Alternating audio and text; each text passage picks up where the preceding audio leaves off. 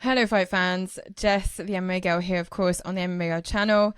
In 40-degree French heat wave, we're going to try and do this as best as we can despite the hot weather, because we have a huge card happening this Saturday in Azerbaijan. UFC Baku is back. We had a great card last year, so we are back with another amazing card. This time around, of course, this is UFC Baku featuring in their main event a man who is going to be fighting on home soil, Rafael Fiziev, who will be taking on Manuel Torres in the main event of UFC Baku. And we have a huge stacked card with 6 huge fights in the main card and some brilliant prelims. Of course, we're going to go over everything. I've got my full main card picks and the highlights from the prelim card that you must not miss, plus my lock of the night and my sneaky fun risky pick of the fight card. So let's get into it. So of course, UFC Baku goes down this Saturday, the 27th of June in Azerbaijan, in the National Gymnastics Arena in Baku. We have a 6-fight main card and a 6-fight prelim card, and this is going to be very exciting, guys. This is a stacked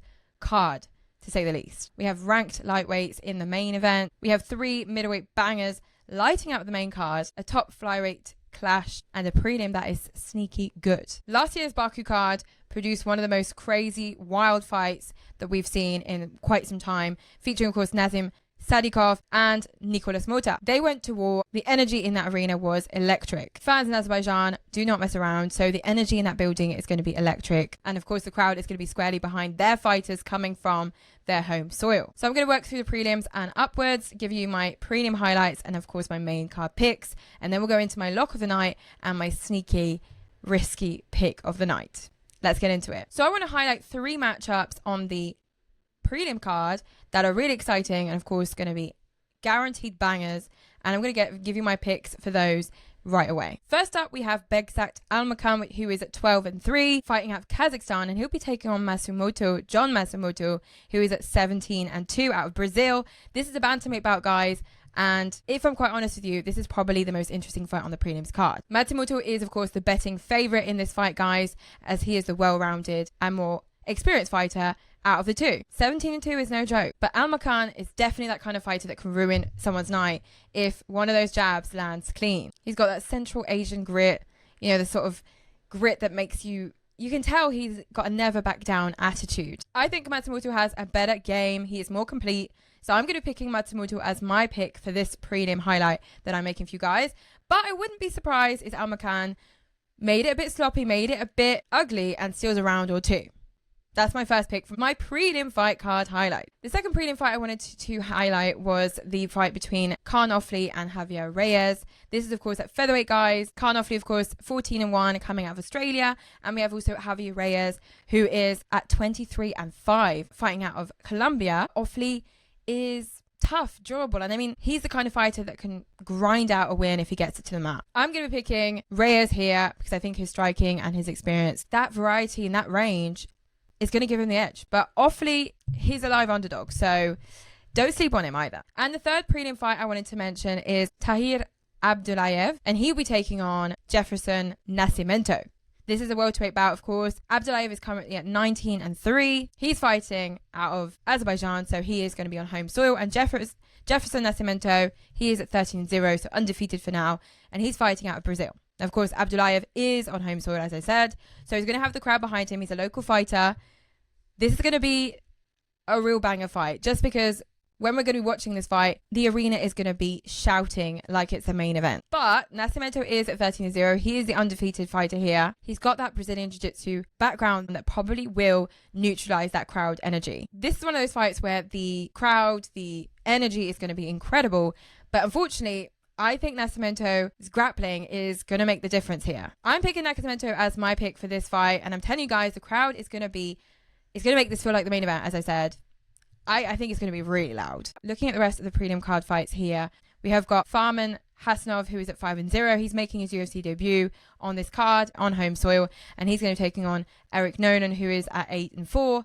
I like Hassanov here, guys, but the debut energy plus the crowd, that is going to be to his advantage in this fight, even though Eric Nolan has more experience in the UFC. I think he gets it done, honestly, on home soil. And that would be a beautiful way to start his UFC career. Getting it done in his first UFC fight in his own country. That is just beautiful. beautiful. Then, of course, we have Abdulrahman Yakayev. He is someone I already know from before he signed to the UFC, because he signed to the UFC after debuting and making waves, shockwaves in the MMA world at Ares in France. Of course, I live in France, so I've known Abdul quite a long time before he signs to the UFC. And if you haven't noticed, he is still undefeated. He's currently at 9-0.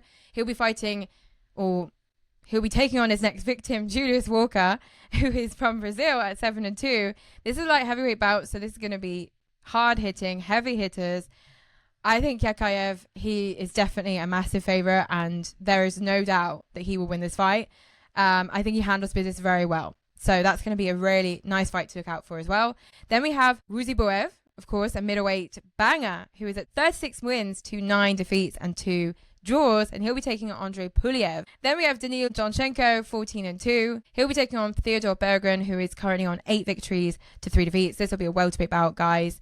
And Jonchenko is a big favourite here, so I think he gets the win too, honestly. What do you guys think of the prelims fight card? Let me know in the comments down below. All right, guys, now we're getting into the juicy stuff. We're getting into the main card. I'm looking at it now. It looks beautiful. And, of course, this is where it gets really interesting. We have 6 fights, of course. And honestly, there is not a single dud on this card. So let's go through them right now. Opening the main card, we have Abu Magomedov, who is currently at 28-7 and 1 draw. He's fighting, of course, out of Germany. And he's taking on Michel Oleksiejczuk, who is currently at 22-9 defeats and 1 contest. He's fighting, of course, out of Poland. This is a middleweight bout. And look, Oleksiejczuk is tough. He's powerful. He's durable. And he's been in there with some of the best and some of the toughest fighters in the cage. But Magomedov, he's just on a different level, man. I mean, I think Magomedov controls this fight from start to finish. And wherever it goes, he will dominate. So I'm picking Magomedov, probably by decision or late stoppage. Now, this one, guys, this one is one of my favorite matchups of the entire card. We have Ikram Aliskerov, who is currently at 17 victories to 2 defeats, fighting out of Russia, of course. And he'll be taking on the Brazilian Bruno Ferreira, who is currently at 15 victories to 3 defeats. And this is a true style versus style fight, because these guys are really good in their own domains. So, of course, you have Aliskerov, who is Sambo style speciality. I mean, he comes from Dagestan, so of course he's got that Khabib Nurmagomedov ecosystem in his blood. So he's currently at 4-1 in the UFC with finishes in 3 of those 4. Ferreira, on the other hand, BJJ specialist, black belt, may I add, the Hulk, they call him, of course. He has only been to the scorecards once in his entire 18-fight career. So this means, guys, that whether or not he wins or loses, there's a finish in his fight. So he's getting finished or he's finishing someone. And he last, unfortunately, got finished by Robocop Rodriguez in his last fight. So he's coming off of a loss, guys. He's coming back. The Hulk is coming back. The Hulk is coming back with a vengeance, and he wants to get that win. And if I'm quite honest with you, this is a grappler's dream match. We have, on one hand, Aliskerov, who wants to suplex and ground and pound all day long. And then you have, on the other hand, Bruno Ferreira, who is a jiu-jitsu specialist, and he's looking to scramble and get those submissions, guys. So this is going to be really fun to watch, in my opinion. But I'm picking Aliskerov here, but Aliskerov is going to get in there, and I'm going to say Aliskerov via decision, unanimous decision. So the third fight on the main card of UFC Baku is Asu Almabayev, coming to us from Kazakhstan, and he'll be taking on Charles Johnson. This is, of course, a flyweight bout. Almabayev is currently at 23-3. He's ranked number 9 flyweight contender, and he'll be taking Charles Johnson, who is currently at 19-8. He's ranked number 14. According to the new ranking system. Charles Johnson obviously fighting out of the United States of America. Now, Asu Almabayev is on a 2-fight winning streak right now. He's 6-1 in the UFC. His only losses come from the famous and number 1 contender, Manuel Torres. And I mean, his chain wrestling is just clinic. He submitted Alex Perez last time out, and that was a really significant win for him. And you know, he's trending upwards at 125. So I see a bright future ahead for Asu Almabayev. On the other hand, we have Charles Johnson, of course, who is very interesting because he's the only man and the last man to have beat the current champion, Joshua Van, who just, of course, defended his title against Tatsuro Taira in what was one of the best fights we've seen at flyweight in a long time. And the problem with Charles Johnson is that he is so inconsistent. He got stopped recently by Alex Perez.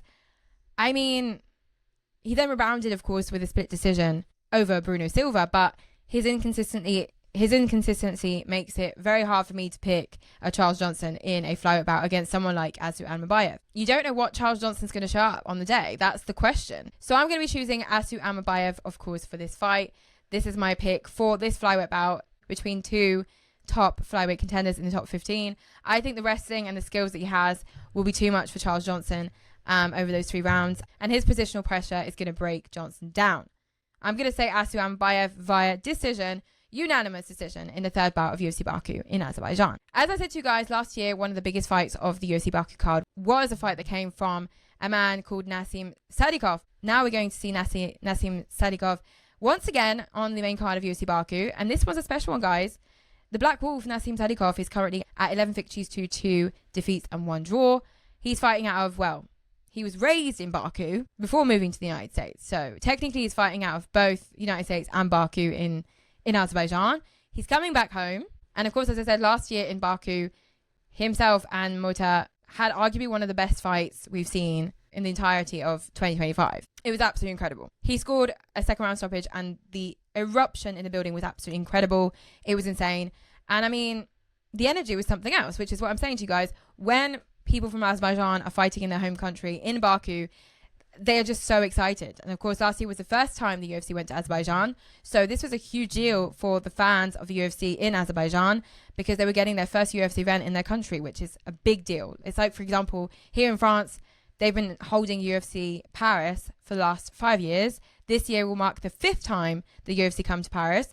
And the Parisian fans, the French fans in general, are so excited. And I myself, who lives in France, I am super excited. So, of course, I understand where these guys are coming from. I mean, he's watching someone from your home country fight is just so exciting. Coming back to Nassim Sadykhov, however, he stumbled last time. He was in the octagon against Ferreira, a Frenchman, of course, which halted his unbeaten run, unfortunately. So he's going to be hungry.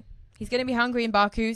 Coming from Baku, of course, he's going to want to put on a show and make up for his last loss. Facing him, of course, is Matheus Camillo, who's currently on 10 victories to 3 defeats coming out of Brazil. Now, Camillo is 25 years old. He's still developing, still getting better, still grinding out those fights and getting better every time. So he earned his first UFC win in November. So this fight is a huge opportunity for him. And honestly, he has some guts going to Baku to face Nassim Sadykhov on his home soil in front of all that crowd. That is, you got to have some balls to do that. So I'm going to be picking Sadykhov to win this fight. I'm very sorry. Very sorry to 25-year-old Matheus Camillo, but Sadykhov, I think the home crowd energy in its own will be a huge factor in why he wins this fight. He, of course, wants to put on a show as he did last year.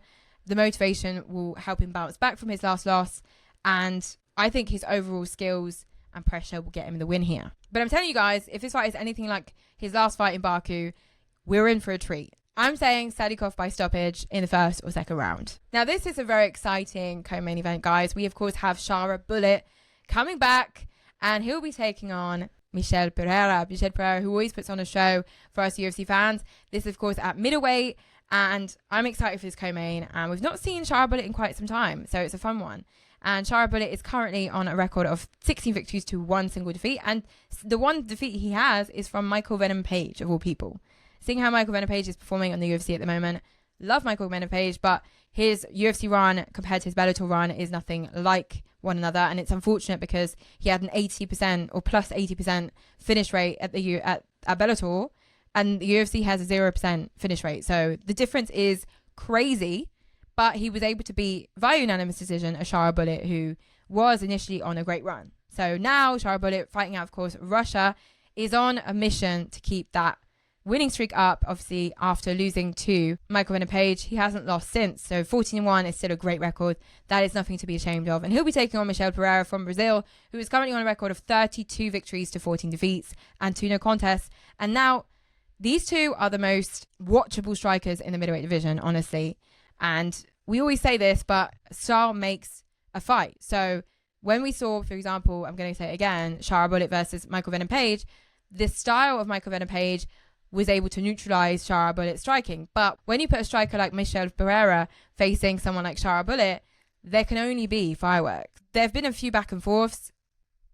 I don't really know why it's become personal, but this has become publicly personal. So this is going to make the fight even more interesting. Shara Bullet is obviously at 5-1 in the UFC. He's got that kick-heavy style, and he's coming off of his win against Marc-Andre Barriault, arguably a very tough opponent. So he's going to be looking for that finish against Michel Pereira, that's for sure. And He is, of course, the betting favourite here. And I can see why. You know, his striking is more durable. It's more disciplined. It's more technical. So that is why Shara is, of course, the favourite here. Michel Pereira is a lot more inconsistent. And you don't know what kind of Michel Pereira you're going to get on that day. I think comparing the two styles, you have Shara obviously with the more technical style. This is someone who gets more fight of the night bonuses for his technical finishes, his beautiful striking, and his beautiful performances, whereas Michel Pereira has, as I said, a more experimental type of fighting style, which makes him a little bit more inconsistent and a little bit more erratic in his fights, to say the least. He's just pure chaos. The question is, will Michel Pereira choose to grapple in this fight? Because, of course, every Dagestani, like, for example, our Russian Shara has a great foundation in his grappling. But if Michel Pereira is able to use his grappling to his advantage, he may be better on the ground than Shara in this one. So he has to maybe hone in and use his grappling skills to neutralize some of that striking from Shara. However, if they just stand and trade, stand and bang, this could be the fight of the year. This could be crazy. This could be a crazy fight. But I'm going to stick with Shara as my favorite here. I'm picking Shara because, of course, this is a guy who has the striking advantage. He's more technical. He's more precise. That is what would win him this fight. I think he'll get a late stoppage or the unanimous decision over Michel Pereira. But I think, and this is just a preview, I think due to Michel Pereira's fighting style, I think he'll drag out a little bit of a war from Shara. This will make Shara have to improvise and make more on the moment, spur the moment decisions, because this is going to be very sloppy. This could change the trajectory of the fight for Shara. I think this will go into deep waters where Shara probably doesn't want to go, but seeing the fighting style of Michel Pereira, there's no doubt that we're going to be getting a fight that's a war style fight here. The last fight on the main card, of course, and the main event of UFC Baku is between Manuel Torres, of course, and the home soil, homegrown from Azerbaijan, Rafael Fiziev, coming off of a terrible loss against Mauricio Rufy, who just fought at the UFC White House card. So Rafael Fiziev is now going to be looking to get back his win streak and, of course, impress his homegrown crowd. Rafael Fiziev is currently on a record of 13 victories to 5 defeats. He is ranked number 11 lightweight contender, and he'll be taking on, of course, Manuel Torres, who is at 17-3, ranked number 15. This is a lightweight main event, and this is a very fascinating fight. So let's start with Fiziev. Of course, Fiziev was born in Kazakhstan, but he represents Azerbaijan. He is fighting at home, and of course, the crowd is going to be absolutely insane for him. His recent form has been the most inconsistent of his entire career. He's currently at 4 losses out of his last 5, which is very unusual for Rafael Fiziev, so it's quite sad to see. But the asterisks matter here, guys. 2 of those losses, however, are from razor-thin decisions. One, of course, against Justin Gaethje, and the other, of course, when he was injured in a TKO loss to Mateusz Gamrot. So then there was, of course, a loss against Mauricio Rufy. So it's not like he's being outclassed by bums in any case. But still, 4 losses out of the last 5. That's not something to forget. What makes Rafael Fiziev special, however, is, of course, he is a Muay Thai craftsman. His striking is very special. He's got calf kicks for days, and he's got a stabbing jab, spinning attacks, and, of course, the balance to throw them off every time. So 8 of his last 13 wins are via finishes. On paper, the range game is his to control. But Torres, on the other hand, is a problem then when he wants to fight. He's currently obviously at 5-1 at the UFC. His nickname is El Loco. So, you know, he walked through Judoba. He walked through Grant Dawson. Both first round knockouts. Very impressive. Both performance nights also, just to add. He does one thing and he does it violently, and he closes the distance very early, throws with bad intentions. He obviously tries to get that finish and end the night quite quickly, even before we can ask about his cardio. He has barely even been past the first round in his whole entire 20-fight MMA career. That's saying something, guys. So here's how I see it. All right, Fiziev, he's a more technical striker. He's got the home crowd advantage. And over 5 rounds, his diverse arsenal should get him through it. Should win him through it, even. But the worry, and I mean, I'm very weary and very scared for Fiziev facing someone so fresh, so dangerous, and so unpredictable as Manuel Torres. I really hope that he gets it done. He'll probably get it done by decision. I hope he gets done just for him, because, of course, whether or not he gets it done doesn't change my life. But for him, I hope he uses a good range of striking and grappling so that he keeps Torres on his feet. Of course, the kicks as well, making sure he uses what's best in his arsenal to win that fight via decision. But I'm not very confident about this pick. But I'll tell you why when I get to my risky pick. So I have 2 locks of the night for this card, because I picked one of my locks for the night from the main card, and then I was like, hang on a minute, I have a lock in the Prelim fight card as well. So my lock of the night is definitely Shara on the main card, and I don't think Michel Pereira has the discipline in his striking to get him that win over Shara. I may be saying that and then regret my words when I come to do the aftermath of this fight card, but his style is just so effective for me. So on paper for me, Shara is my lock from the main card of UFC Baku. But my second lock of the main card is, of course, Abdulrahman Yakayev. It's my lock and key. Like, I've locked it and thrown away the key. This is my lock of the year. He's, of course, taking on Julius Walker, as I said to you guys, and there is no way. Sorry, Julius, but there is no way that you're winning this fight because Abdul is just so good. 9-0 will become 10-0. There is no doubt about that. So those are my 2 locks of the night. And just consider Abdul, wherever you are in the world, if you guys can bet on him. I'm not giving you any guarantees, of course, because this is MMA, so we can never be sure. But my mega lock of the night from the Prelim fight card is, of course, Abdulrahman Yakayev. That is for sure who I'm picking for my lock from the Prelim fight card. And of course, as I said, my main card lock is Shara. My risky pick of the night is Manuel Torres because, and I know what I'm saying, I know what you're saying, you just picked Rafael Fiziev as your main card pick. I know, I just picked Rafael, but hear me out. This is my risky pick, not my confident pick. So Torres is a live underdog here. And the reason I'm flagging him is because Rafael Fiziev has been struggling lately. So this could go either way for Rafael Fiziev. Either he wins this with flying colours on home soil and the home energy gives him that win, or this just turns into a very difficult fight for Fiziev and he gets knocked out again. Probably a TKO here. 4 losses in the last 5. Regardless of the quality of opposition, that makes a lot of difference in a fighter's confidence. Hopefully the home soil confidence will overtake the lack of confidence from his last few fights, but his resume speaks for himself. He's on a slippery slope. I hope it stops right now, but my risky pick for the night is still Manuel Torres because I definitely see a way Manuel Torres wins this one. And fighting at home is obviously an advantage, but is also a burden. Rafael Fiziev may tend to get a bit too excited because he's in front of a home crowd and throw away his game plan out of the window and do a bit more freestyle, war style fighting, and that is not a good idea when facing someone like Manuel Torres. I hope that we're able to say at the end of this fight that there's levels to this, and even though Manuel Torres has been making his way up the rankings with amazing wins, when he gets into that top 10, top 15, it's not the same kind of bread and butter, and I hope for Fiziev that is the case. But if Fiziev gets too emotional and starts doing crazy stuff, don't trade with Torres because that would be Torres's best option to win that fight, best key to victory. He's done it already 5 times in the UFC, so my risky pick, Torres, is definitely a possibility. So that's what I'm saying. Risky pick, Torres first round knockout. Hear me out. I'm not saying it's going to happen, but if it does, don't say I didn't say it. There you have it, guys. I just gave you my risky pick. Let me know what you think. It's all fun. It's all fun and games. Let me know what you think of this whole card.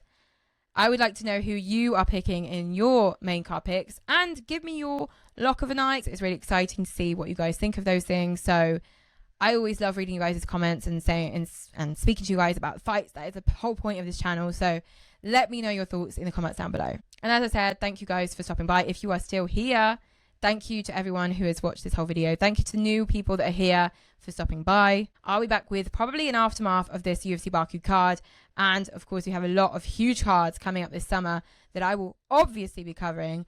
And under this heat wave in France, dripping with sweat, but I will do it for you guys because I love doing this. So please stick around and I'll see you in the next one. But until then, happy fight week and have a great weekend. Bye.